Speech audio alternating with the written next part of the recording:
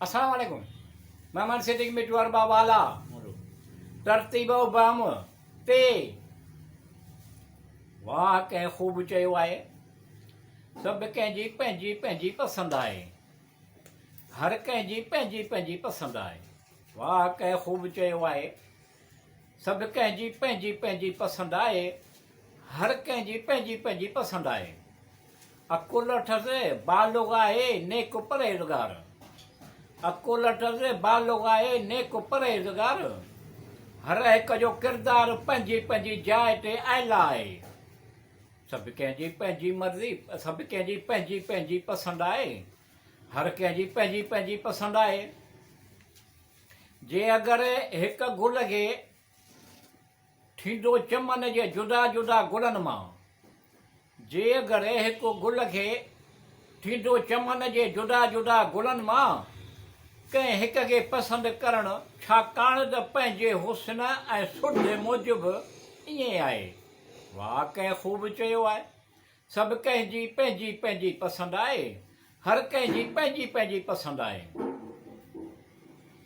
कंहिंखे गुलाब जे गुल जी ख़ुशबू पसंदि ईंदी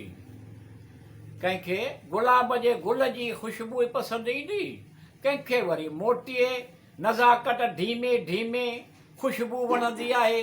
वाह कंहिं ख़ूब चयो आहे सभु कंहिंजी पंहिंजी पंहिंजी पसंदि आहे हर कंहिंजी पंहिंजी पंहिंजी पसंदि आहे मक़सदु त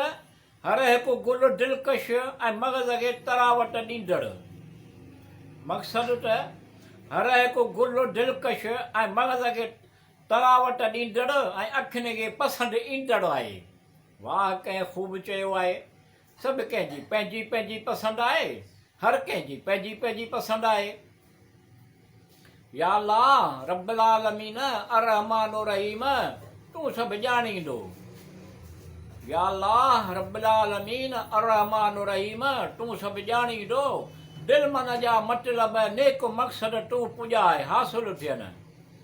सिहत तंदुरुस्ती ॾे अता कर ख़ुशि ख़ुशहाल सुखियो सताबो कर या करीम करम कर या रहीम रहम कर ख़ैरो बरकत कर वाह कंहिं ख़ूब चयो आहे सभु कंहिंजी पंहिंजी पंहिंजी पसंदि आहे हर कंहिंजी पंहिंजी पंहिंजी पसंदि आहे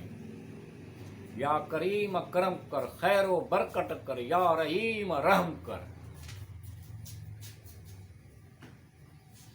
वाह कंहिं ख़ूब चयो आहे इंसान जे सितारे खे चमकाईंदड़ आहे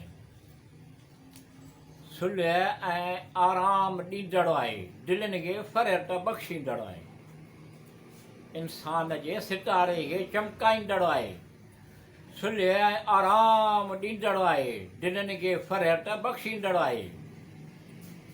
न्याज़ ऐं निवड़त खे सींगारींदड़ ऐं सवारींदड़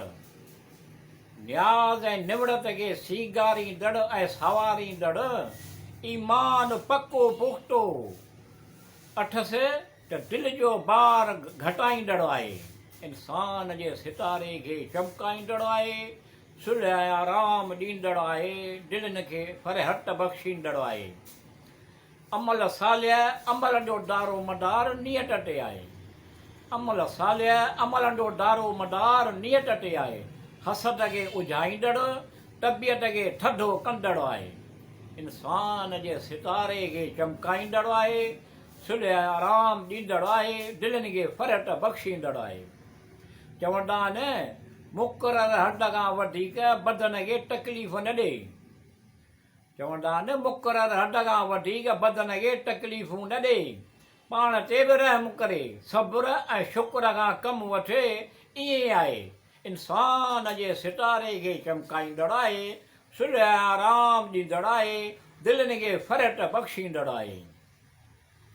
ज़माने वक़्त दौर मुताबिक़ ज़रूरतूं त सही आहे ज़माने वक़्त